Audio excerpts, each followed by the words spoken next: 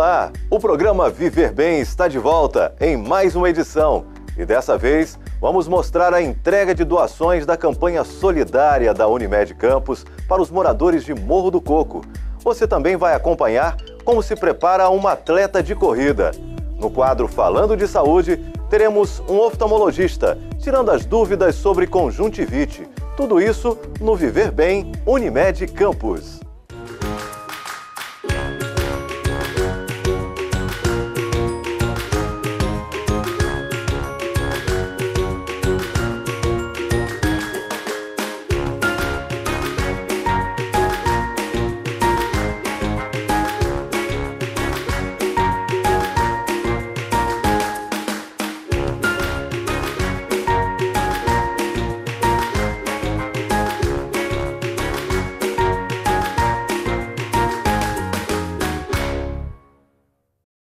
E para começar o programa, vamos falar sobre diabetes com o médico Paulo Irano, coordenador da Medicina Preventiva da Unimed Campos.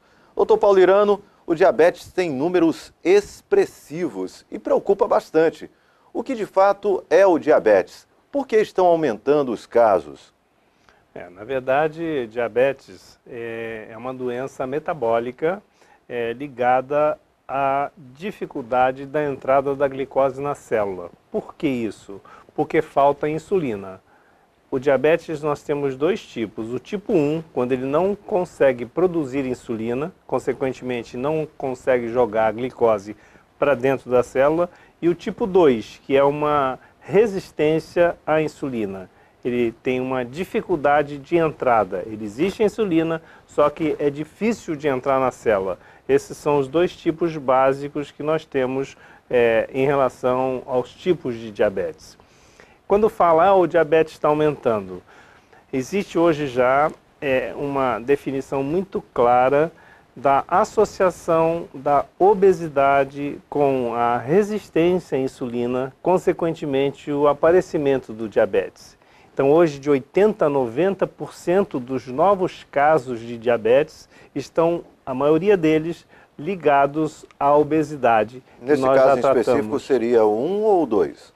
O 2. O tipo 2 é o que é ligado à obesidade. O tipo 1 é uma doença autoimune em que há uma destruição das células produtoras da insulina no pâncreas, consequentemente a pessoa acaba ficando diabética, acomete mais normalmente as crianças, que é o diabetes juvenil, o diabetes 1.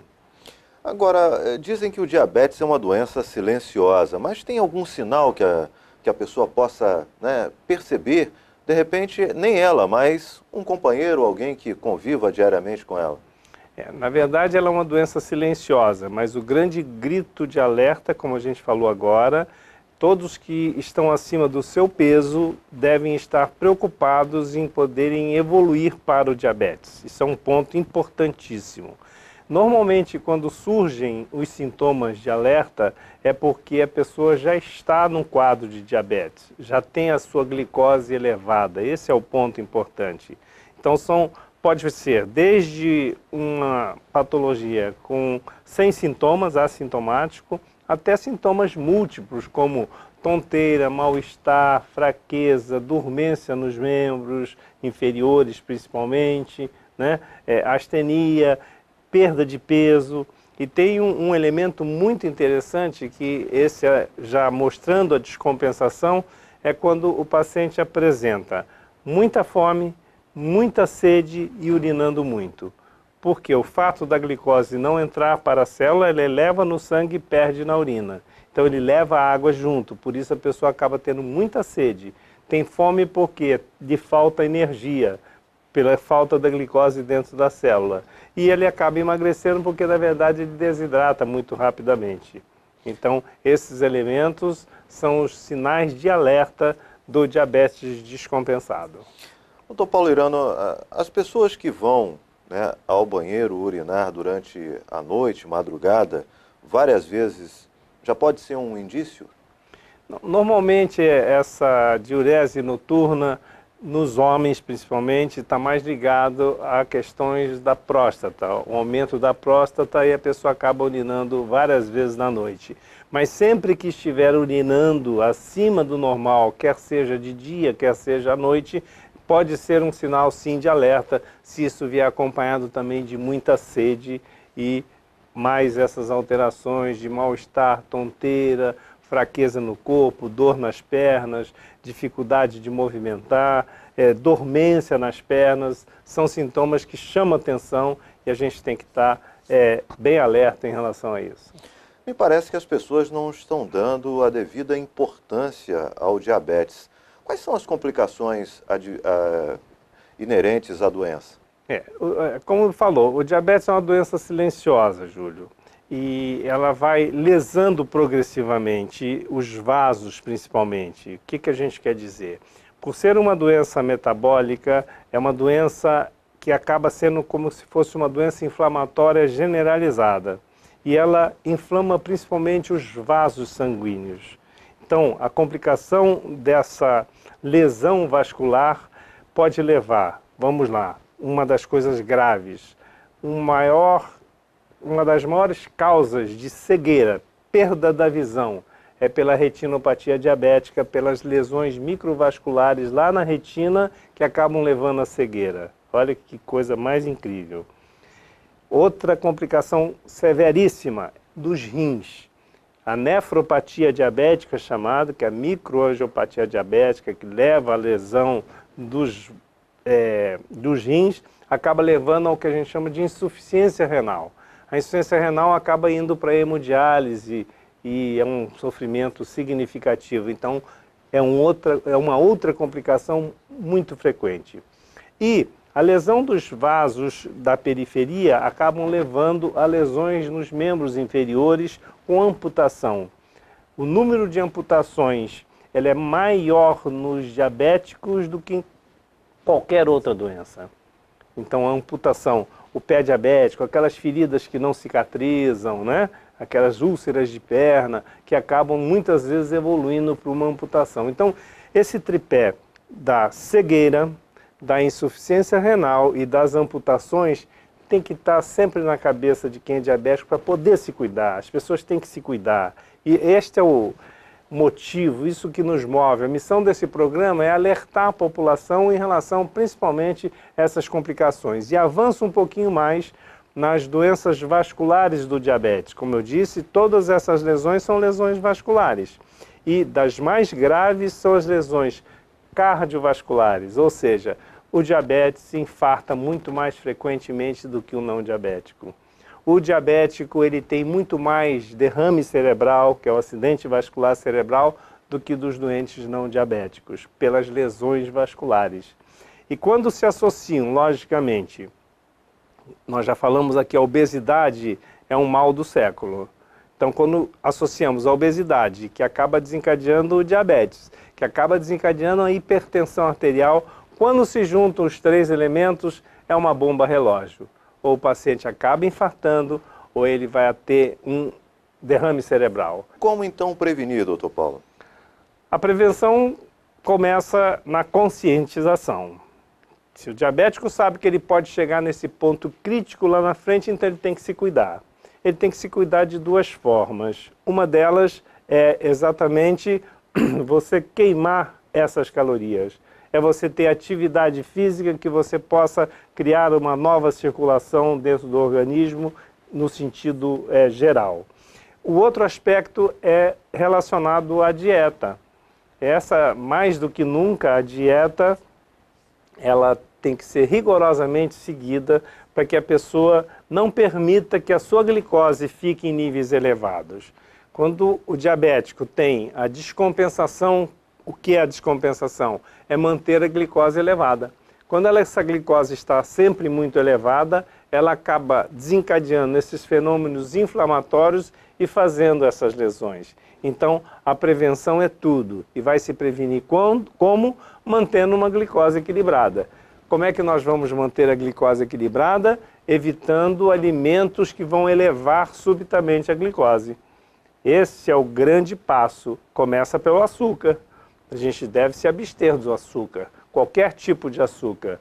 Tem açúcar, não tem que ter açúcar no cafezinho, não tem que ter açúcar no suco, não pode comer docinho, bolinho, balinha.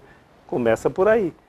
Então esse é um ponto crítico que não podemos negociar, vamos dizer assim, em relação à dieta, né?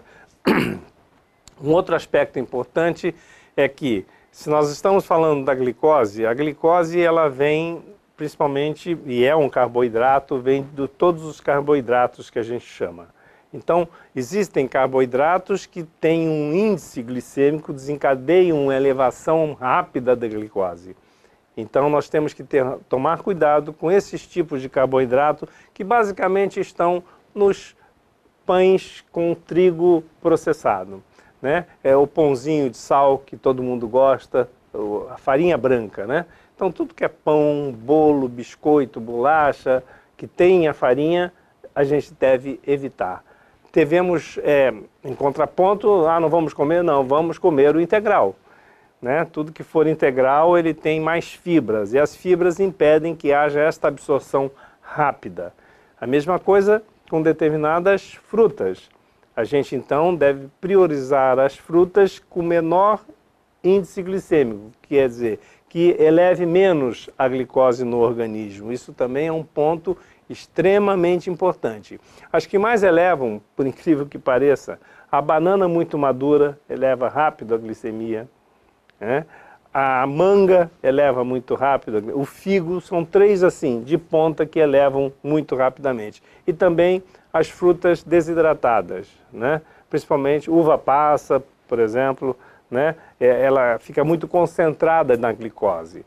E a gente deve dar preferência, então, às frutas que a gente ingere, inclusive, com a casca, como a maçã, a pera, o morango, kiwi.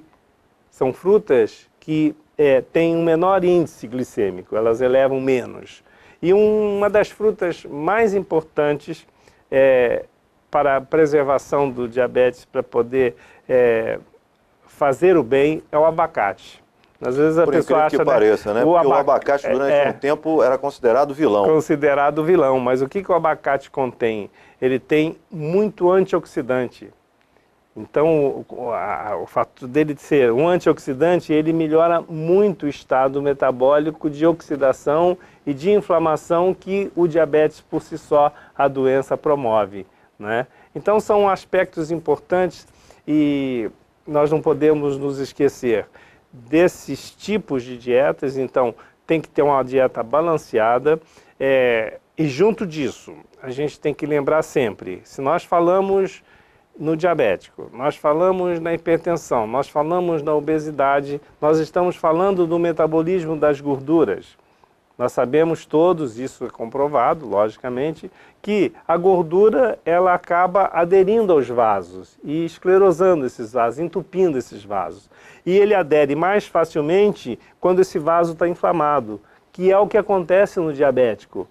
Então deve-se evitar mais do que nunca a gordura. Deve-se evitar mais do que nunca as gorduras animais, quer dizer, gordura saturada, né? Essa gordura da carne gorda, que todo mundo gosta, da picanha gorda, todo mundo gosta da carne de porco. Então a gente deve evitar, o diabético deve evitar esse tipo de alimento com muita gordura. E principalmente os embutidos ditos, né? Essas carnes processadas, né? Que vai daí da carne seca à linguiça, ao salaminho, ao presunto e também ao queijo amarelo, né? A manteiga, são gorduras maléficas para o organismo quando você tem um organismo que já está predisposto ao seu processo inflamatório, aí essa gordura vem, adere ao vaso e vai entupir esse vaso. Aí o sujeito infarta, não sabe por quê. Aí tem um derrame, não sabe por quê. É por conta disso. Então, a dieta é fundamental. E além da dieta, Júlio, se nós estamos mais uma vez falando em obesidade, em diabetes, em metabolismo, nós temos que acelerar esse metabolismo. A atividade física ela é fundamental. Doutor Paulo Irano, agradecer sua participação mais uma vez conosco aqui, né, no programa Viver Bem da Unimed Campos, e dizer o seguinte, que a prevenção, não é a base da nossa perspectiva enquanto programa. Então, durante a programação, você vai conferir, não é, na sequência de programas, várias formas de você prevenir e viver com mais qualidade de vida. Sem dúvida nenhuma. Essa é a proposta desse programa. esse bloco do Viver Bem da Unimed, da prevenção da Unimed, é que nós queremos cuidar das pessoas. E o cuidar das pessoas não é bom cuidar depois que teve o derrame, depois que infartou, depois que perdeu seu rim, depois que perdeu sua perna. O importante desse programa é alertar a você que tem uma história de diabetes na família, a você que está acima do seu peso, para que possa se prevenir, corrigir agora, para depois não ter problemas mais difíceis de se conviver. Esta é a proposta da Unimed, que é Viver Bem. Bem, já que a gente falou em atividade física, você acompanha agora nossa matéria com a atleta Marcela Cortes e o seu treinador Fabrício Bastos. A Marcela, enquanto atleta Unimed Campos, venceu ano passado o XC-RAM em sua categoria e, para isso, teve que ralar bastante. Confira um pouco de como é esse treinamento.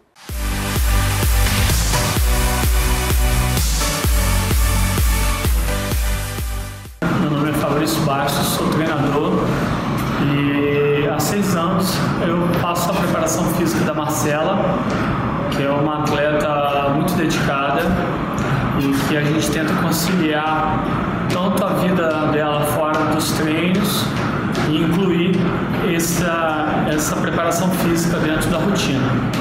Então a gente faz um trabalho para provas de longa distância, que é o perfil dela, são provas acima de 42 quilômetros, ultramaratonas, que é onde ela teve um dos melhores resultados até agora. E a gente está ainda em evolução e pretende chegar mais ou menos daqui a 1 ano, 2 anos, no ápice da sua melhor forma. Então a gente agora está fazendo um trabalho de base para isso. Provas de montanha, que a sua principal característica são provas de força, subidas de morro e longas duração.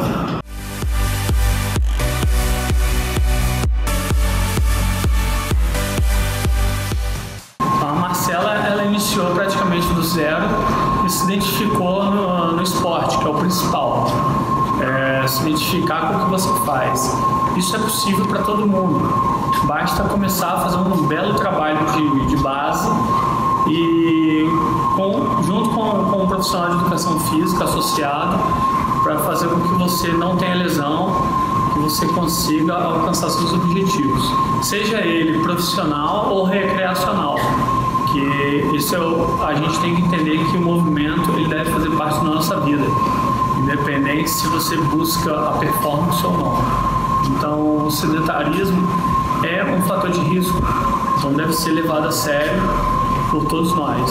Dentro do trabalho de Marcela, na preparação para a corrida, a gente utiliza muito o trabalho de força, que é o que auxilia na prevenção de lesão e também dentro da característica de prova dela, que são prova de montanha. Então a prova de montanha exige muito da parte muscular e proteção da articulação. Então a gente faz bastante trabalho de agachamento, variação de agachamento, trabalho de estabilização de coluna, joelho e quadril.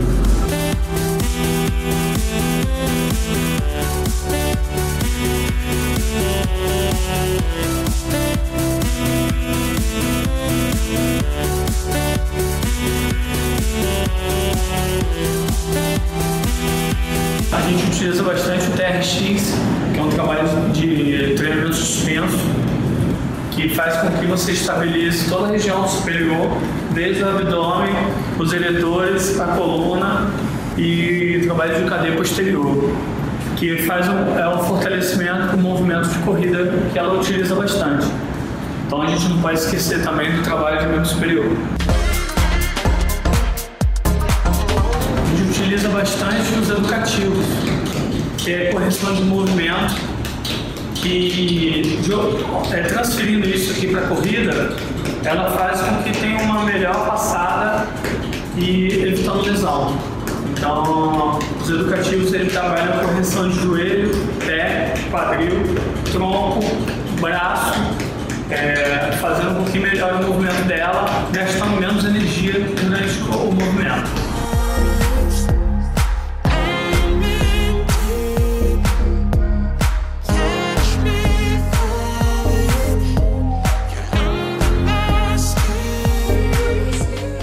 Qualquer um pode praticar atividade física.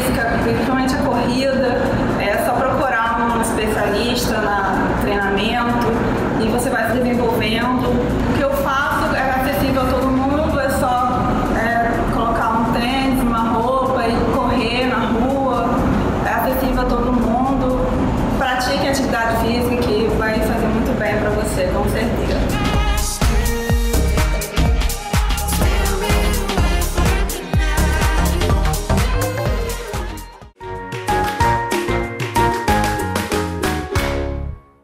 Novo Centro de Diagnóstico por Imagem Unimed Campos.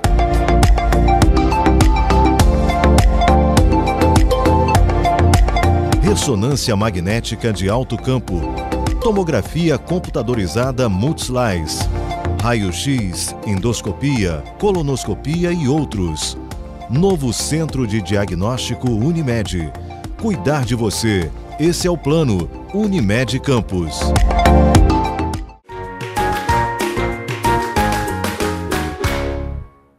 Em nosso quadro Coma Bem e Viva Melhor, a nutricionista Rayara Morisson nos ensina a fazer um delicioso doce que não vai pesar na nossa consciência.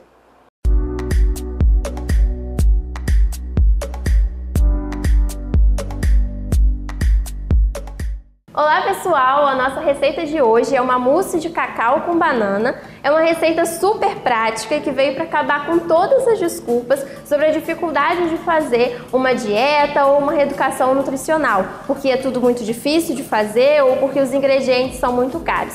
Nessa receita, a gente só vai precisar de 2 ingredientes: 3 bananas prata e 2 colheres de sopa de cacau. É muito importante que essas bananas estejam bem maduras, porque aqui ela vai ter 2 funções. A primeira, que é de dar consistência para a nossa mousse, e a segunda, que é de dar o gostinho adocicado. Afinal de contas, a gente está fazendo uma sobremesa. Então, quanto mais maduras elas forem, mais adocicadas elas vão ser e mais docinha a nossa sobremesa vai ficar. Outra dica importante também é que o cacau é diferente do chocolate. Então não tem necessidade de colocar tanto cacau assim na nossa preparação, porque senão ela vai ficar com um gosto muito amargo. E isso pode ficar um pouquinho esquisito para o paladar de algumas pessoas. E a preparação vai ser super simples. A gente vai usar um liquidificador e vamos adicionar os 2 ingredientes. Depois a gente vai bater até que fique uma mistura homogênea, até que todos os pedacinhos da banana se dissolvam completamente na nossa solução. Pessoal, é importante que a gente misture enquanto ela bate, porque a banana pode acabar saindo da hélice.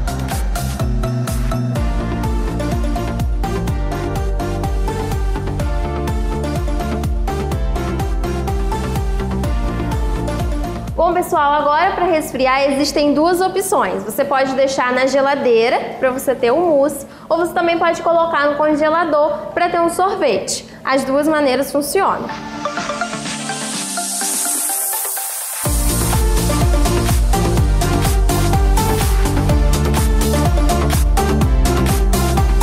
Tá ótimo, experimente você também.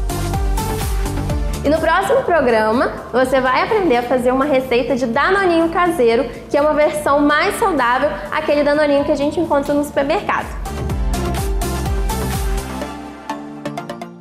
A cada semana vamos ter em nosso programa um profissional médico tirando dúvidas sobre determinado assunto. Nesta semana, o tema escolhido em nosso Facebook, @UnimedCampos, foi conjuntivite. E para sanar essas dúvidas, convidamos o médico oftalmologista Otávio Cabral.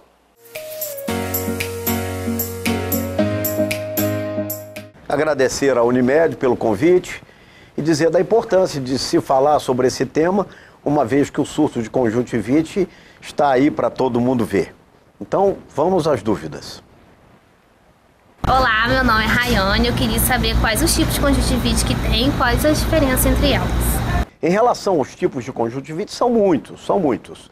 Nós temos um tema principal hoje, mas é importante lembrar da conjuntivite bacteriana, conjuntivite alérgica, química, traumas, né? Além da conjuntivite viral, que é a nossa grande preocupação nesse momento, com esse surto que tem acometido as pessoas. Eu sou o Leonardo e a minha dúvida é a seguinte: doutor, se eu estou num ambiente onde chega uma pessoa que tem a conjuntivite e ela tocou numa cadeira e logo em seguida eu também toquei nessa cadeira, eu queria saber se a partir do momento que eu passo o álcool ou lavo minhas mãos, já teria resolvido o problema, ou o vírus pode permanecer durante mais algum tempo? A higiene das mãos é absolutamente fundamental nesse caso, porque uma vez você tocando em alguma coisa, pessoas ou objetos, e que possam eventualmente estar contaminados com alguma dessas secreções que são produzidas no processo inflamatório da conjuntivite, você ali você passa a ser um vetor dessa doença. Então o cuidado com a higiene pessoal, roupas separadas, toalhas, mas principalmente a higiene com as mãos sempre que suspeitar do ambiente ou tocar em algum objeto que possa eventualmente estar contaminado, você já está contribuindo imensamente para que não haja propagação dessa inflamação para outras pessoas, que tem acontecido muito comumente dentro das famílias. Uma pessoa adquire e todas as outras acabam adquirindo. Então é preciso ter um cuidado redobrado, e uma das coisas a se fazer, além da higiene pessoal, é lavar a mão frequentemente. Se tiver álcool, ótimo. Se não tiver, água e sabão. Mas fazer isso frequentemente é uma forma eficiente de você não só tratar bem o seu processo inflamatório, para que ele não se agrave com conjuntivite bacteriana associada a essa conjuntivite viral, mas principalmente para evitar que haja propagação, seja no seu ambiente de trabalho, seja na sua casa. Meu nome é Ludmila. Eu queria saber quais os cuidados de conjuntivite para quem usa óculos e lentes de contato. Ludmila, é importante, como eu falei agora há pouco, higienização. Higienização, sempre. Lavar as mãos, ter os cuidados, o cuidado todo. Se você usa óculos, fazer a higiene diária que a gente tem que fazer no óculos, lavar com água e sabão, lavar as mãos, né? Quando suspeitar de tocar em algum objeto que possa estar contaminado de novo, não pode ter preguiça, tem que lavar a mão todo o tempo para evitar que aconteça isso. No caso do usuário de lente de contato, aí tem um detalhe muito importante, porque você sabe que a lente é colocada diretamente no olho, então ela está em contato com o olho.